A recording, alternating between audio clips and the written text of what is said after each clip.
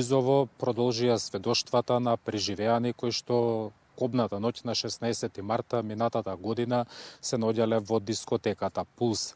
По барање по предлог на јавното обвинителство сведочеа тројца сведоци. Тие кажаа дека кобната ноќ кога се случил пожарот настанал густ црн чад. Огнот многу брзо се проширил по плафонот на дискотеката. За неполна минута веќе целиот таван бил зафатен од огнот, кој што избил околу 2 часот и 32 минути.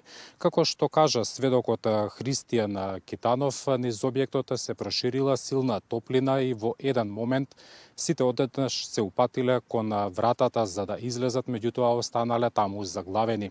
Тој рече дека со своји очи гледала како му се лупи кожата по рацете од силната топлина, за која што рече била неподнослива.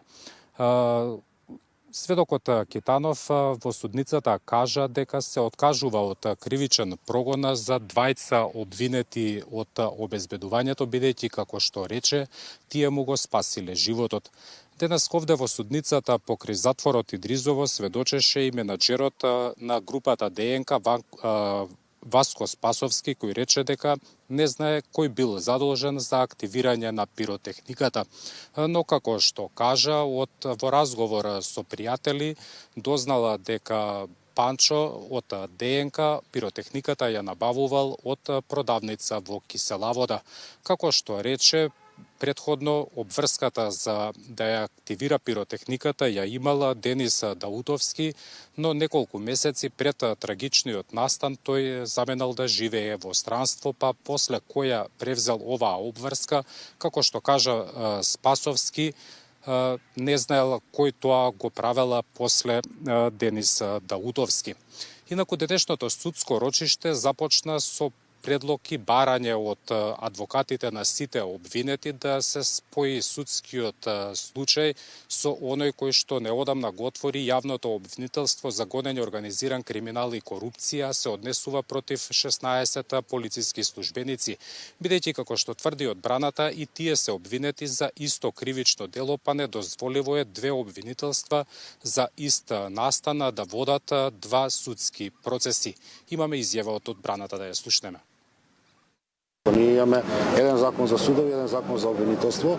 Надлежен е основниот суд Скопје да согласно ставот на Врховен суд на Македонија и јавното обвинителство е еден единствен орган. Токму тие причини, бидејќи станува збор за искривично правен настан, на кој што се разгледуваат истите последици.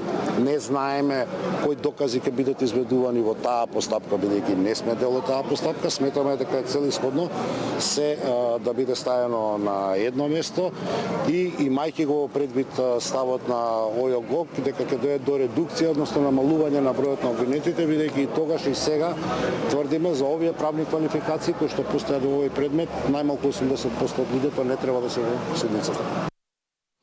Зоран, за 10 дена е годишницата од пожарот во дискотеката Пулс. Уште колку рочишти има закажано до 16 март?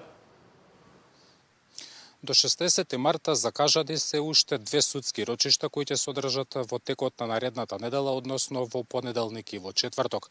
На крајот на денешното судско рочиште пак јавното обвинителство го информираше судот дека дел од предложените сведоци не може да ги добие ниту на своите телефони, ниту пак по писмен пат. Како што објаснија од обвинителството, во текот на истрагата тие биле достапни за јавното обвинителство, но по започнување на судскиот процес не успеале да ги добијат.